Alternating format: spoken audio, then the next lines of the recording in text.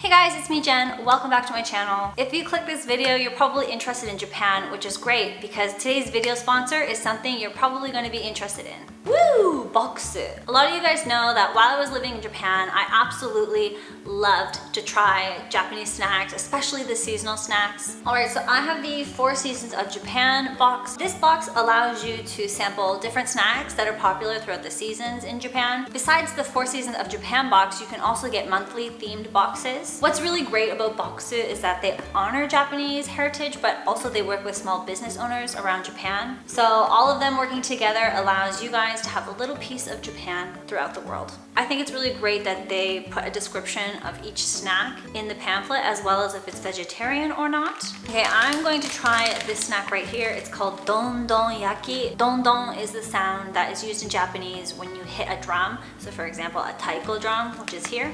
So these are senbei. I love senbei and they're marinated in a tonkatsu sauce. Okay. It's definitely tangy and potent and strong in flavor, but it's delicious. If you guys are interested in a box, you can use my code down below, my link down below, and go from there. Happy snacking. Okay, the juicy stuff. Yes, as most of you guys know, I taught English in Japan for 7.5 years. I was not an eikaiwa teacher, like an after-school teacher or anything like that. I was something called an ALT or an AET, depending on, I don't know, where you are in Japan. An assistant language teacher or an assistant English teacher. And I worked in public schools in Japan. My first year, I worked in the public school system in Mie, and I taught at 9 schools. I had 2 junior high schools and 7 elementary schools. So my first year I taught elementary as well as junior high school, and then I moved to Yokohama, and for 1 year you're just in one school and I wasn't moved around like I was in Mie. And then I taught junior high school for the remaining time. Right up until March of this year, 2020, I switched over to high school. So then I started teaching high school until I left Japan. As well as I worked side by side with Japanese teachers who teach English, but as well as other subjects, social studies, math, science, everything. I was in the school system. So that's a little bit about my backgrounds. So let's get into your guys' questions that I asked you on Instagram. All right, so I have everyone's questions here. Let's get to answering them. There's a lot.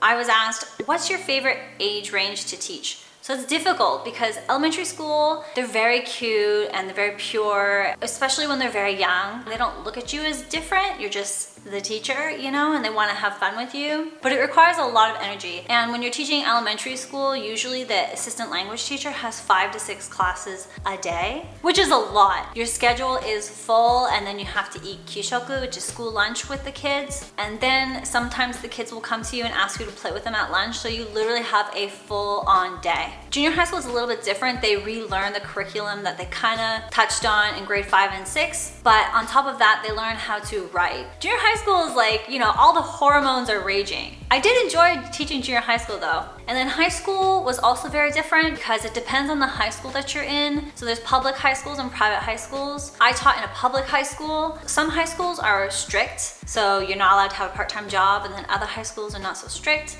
I don't know, it's very difficult because they all have pros and cons, but honestly, I would not want to teach elementary school just because the schedule is so full on. Junior high school depends on the day and the school. So some schools I was teaching 21 lessons a week. And then other schools that may be a little bit smaller, I was teaching 18 lessons a week. Okay, that's like a long-winded answer, I'm sorry. Were there any specific phrases or words that were tough to learn for the students? Anything that's L or R or B and V, it's hard for students to differentiate. I always found verbs, past tense verbs, were very hard for students to remember. What is the pay like and how are school politics? So the pay is, in my opinion, not great. I don't really find English teaching salary that great, and it's hard to live on. A lot of people I've met have also said the same thing. I'm not talking about eikaiwa teachers, I'm not talking about private school teachers or anything like that. I'm talking about just an ALT job. Your salary can range between 200,000 yen to 250,000 yen. It really depends on the company you work for and also when you enter into the company. So a lot of people who are ALTs work for dispatch companies, so they're placed into a school through a dispatch company. I'm personally finding a lot of the dispatch companies lowering their salary every year. So people who, like me, entered into a company almost 8 years ago made a much higher salary than people who entered into the same company a year or 2 years or 3 years ago. Same with I've met people who entered the company 15 years ago and they were making over 300,000 yen a month. That's all I'm gonna really say about that. There's a lot of bills in Japan that you have to pay outside of your work. I have a cost of living in Japan video that I will link down below. If you're interested about how much it actually costs to live in Japan, I break down all the bills, monthly bills and everything like that. Definitely go check that out. And school politics. There's always a hierarchy within the company that you're working for, whether it's a Japanese company or even a school. I kind of got a little bit more leeway because I am not Japanese, so I wasn't expected to fit certain standards, but I still had to follow certain kinds of rules within the teacher's room, which is called shokuinshitsu, the teacher's room. For example, every morning when I get there, I have to greet the Fukukocho sensei or the Kyoto sensei, which is the vice principal, because they're at the front of the room. I have to say like, oh, ohayou gozaimasu to them every morning. And when I leave, I absolutely have to say to them, osaki ni shitsurei shimasu. That's common everywhere you go. You really want to make good with your vice principal. I would say if you can get in with your vice principal and like make buddies with them, or if they like you, your time within the school for the year will be a lot better because the vice principal is basically in charge of all the teachers. All the teachers report to the vice principal. Another example is when I got married. I first told my one English teacher that I was getting married because I'm not supposed to tell the whole staff like, I got married before I announce it to the principal and the vice principal. I'm supposed to say to them first. If they didn't know and everybody else knew and then told them, it's kind of disrespectful in a way. And then they announced it to the whole teacher's room during the morning meeting, which every morning you have a morning meeting you sit through, which is about 15 to 20 minutes, and you go over things that are going on throughout the day and announcements and stuff like that. Resources or advice for people wanting to teach English over there in the future. Usually companies will provide you with stuff that you can use in your lessons, but honestly, they're not very good. There are websites that you can use and resources online that you can use to help make activities. There's one called Inglopedia, as well as one of my old friends has a website called English Webbook. If you guys know any resources for people to use, definitely link them down below because I think it will be helpful for people. Once you get used to teaching and do your own thing, you don't really have to use them anymore, or you can just build something off of what you already have, you know what I mean? So I didn't use them so much towards the end. Is it easy to teach English in Japan as a non-native speaker? I do have a diploma in English language. Ooh, this one is really tough. The main countries that are hired at dispatch companies are Canada, America, England, Scotland, and Ireland, South Africa, Jamaica, and the Philippines. Are you allowed to teach in Japan if you have visible tattoos? I mean, you can teach, yes, but you can't show those tattoos. Which means if you have a sleeve of tattoos, you are going to be wearing long sleeves throughout the summer. I have these tattoos here. I was never able to show them. I have friends that have tattoos on their wrists and they have to wear a bracelet all the time. It's not a thing. If your tattoo is showing, you're probably going to get into trouble. I know that some teachers don't seem to be fluent in Japan. How does that work? Do you mean fluent in Japanese or fluent in English? Because you don't need any Japanese to teach English in Japan, like zero. Honestly, you're encouraged to speak English all the time at work. You get in trouble actually if you speak Japanese to the students. It's very discouraged to speak Japanese to them because if the students find out that you can understand or speak some Japanese, they're never gonna speak English to you. Most awkward questions students ask. I literally could have a list of like 5 pages. You get asked a lot of questions, personal questions. I often get asked if I'm married, if I have a boyfriend, those kind of general questions. I've been asked if I play. Some things are very awkward and you're just like, ha ha ha ha. What was awkward for me is that when the students found my YouTube channel and everything like that, they stopped calling me Jennifer Sensei, then they started calling me by my channel name. Yeah.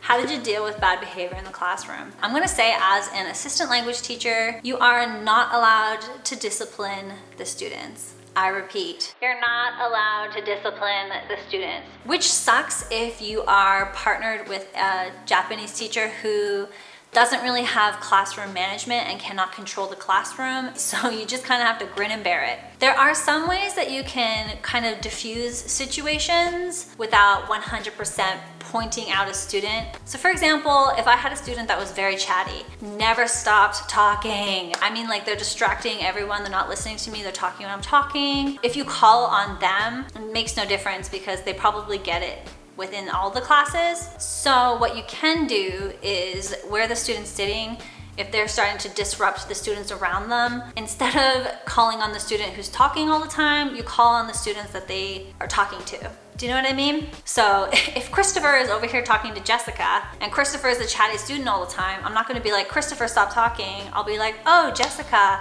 are you listening to me? Blah, blah, blah. Like, call on those students that Christopher distracts. So that way the students learn that, oh, if Christopher talks to me during class time, Jennifer's gonna call on me. So then hopefully it will calm down, and then Christopher will learn as well without having to actually call on him directly. I know there are some programs where they help pay for living. Did yours do that? I've actually never heard of a program in Japan that pays for your living, except JET. How is a student's behavior? What were you allowed to do for discipline? Often people tell me these things like, oh, I never expected that for teaching English in Japan, because everyone only ever sees the BuzzFeed videos of the students acting like this and that. Yeah, that's not the reality for all of the public schools in Japan, especially like some of the lower income schools I taught at. That's not the reality. I've taught some great students, and I've also taught a little bit more difficult students. I've often been told, F you, I get the middle finger, I get really disrespectful things said to me before. It's not what the BuzzFeed videos make it out to be,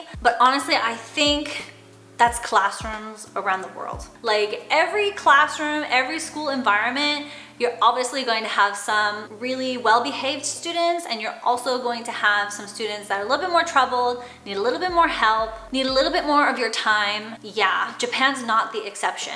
Oh, this is a good one. So what hours did you do? What hours did you work? So one of the main reasons I never quit teaching English, because I had amazing hours. I would start like 8:30 and I would leave by 3. And I almost never work Saturday and Sunday. Although Japanese teachers, their working schedules, I'm always shocked talking to my Japanese colleagues, like, oh my God, you literally work Monday to Sunday. How hard / expensive was it to initially move there, find a place to rent, get a job, etc. I came to Japan with a job. It's very expensive to start your life in Japan. I brought $5,000 with me, and I highly recommend that you bring between $3,000 to $5,000 when you move to Japan, because the initial costs of your apartment are going to be very expensive, and probably because your visa is just going to be a 1 year. A lot of cell phone companies won't give you a contract for 2 years and let you pay for the phone monthly. You have to pay for the phone 100% upfront. The biggest factor is that you don't get your first paycheck for a few months. So the payments are delayed. You won't get your first paycheck for the first like 2 or 3 months. I forget how long it was. So you need to be able to have funds to live. How much did you make, and was it enough for bills? I don't feel like it's enough to make a substantial amount of savings. I would say about like 80% of my English teaching friends all have something called a baito, a part-time job. So whether they teach English after school or they teach English on the weekends, I think almost everyone had a baito. What did you do during your free time at work? It depends on your school and how much free time you actually have. Mostly I spent my free time preparing lessons or on the phone. A lot of teachers are on their phone. I see it all the time. And spending time with my special needs kids. As an ALT, you also teach special needs. So I try to spend some of my free time with them. Usually I knew their PE schedule, so once a week I would join their PE class. I think it really helped develop the relationship between them and I. And the more that you show your face there, the more that they feel comfortable with you. And I really just loved putting my time into that. There was a question, I can't find it, but it was, are you allowed to wear whatever you want? If you have a good relationship with your coworkers and your school, you can come in almost anything. Like, I found at the high school level, when I was teaching high school, a lot of the teachers dressed a lot more professionally. Junior high school, not so much. And then elementary school, you're constantly moving and running with the kids, so you could wear a little bit more casual clothing. As for the ALT, you're always expected to be wearing semi-business casual clothing. Do you feel like you were treated differently than Japanese teachers? 150% yes. I mean, I am different. I don't have a teaching degree. I'm just an assistant language teacher. I don't work the same amount of hours as they do. I don't have the same responsibilities that they do. So yes, I was treated differently in that regard. I feel like I was treated more as a part-time teacher, which is, you know, fine, because technically as an ALT, you're working part-time hours. Like, they pay you 0.5 hours under the full-time thing, so they don't have to like pay all these extra taxes for you. Dispatch companies are kind of gray like that. Everything, advice, weird, funny experiences, what years of level you taught. So I said what years I taught. The cutest thing that a student ever asked me was, oh, Miss Jennifer, do you see the same colors as I do? Because obviously I have blue eyes and that student had brown eyes, so they wanted to know if we saw the same colors. Basically, I pointed to something and I was like, what color is this to you? Aka, red. I don't know. Well, for me too, it's red. Well, how about this? Oh, that's green. Oh, for me too, it's also green. So then I finished it by being like, yes, we see the same colors. You see this as red and I see this as red. Can students really nap in the nurse's office? Sorry, shoujo manga lover here. Yes, students can nap in the nurse's office. If a student is not feeling good, they can just go nap or, you know, get taken care of by the school nurse. Were you ever pressured just to pass students even when their performance wasn't good enough? So as an ALT, you're actually not allowed to mark students that way. All has to do with liability and also responsibility. It's not our responsibility as an ALT to do that. You will be asked to do speaking tests. So often students will come out one by one with you to the hallway and you speak to them in English for maybe, I don't know, 30 seconds to a minute, and you write a score. Normally, the teacher is also there with you, so they give their score too, and then they combine them and the student gets a final mark. But it all comes down to them in the end. Like, you hand them the grades and then they can decide what to do with it at the end of the day. Did you personally learn anything being a teacher? Personal growth. Patience is definitely what I learned. Did you write your own lesson plans? What did they look like? So I made 100% of my lesson plans. For junior high school, your classes are 50 minutes. For high school, your classes are 50 minutes.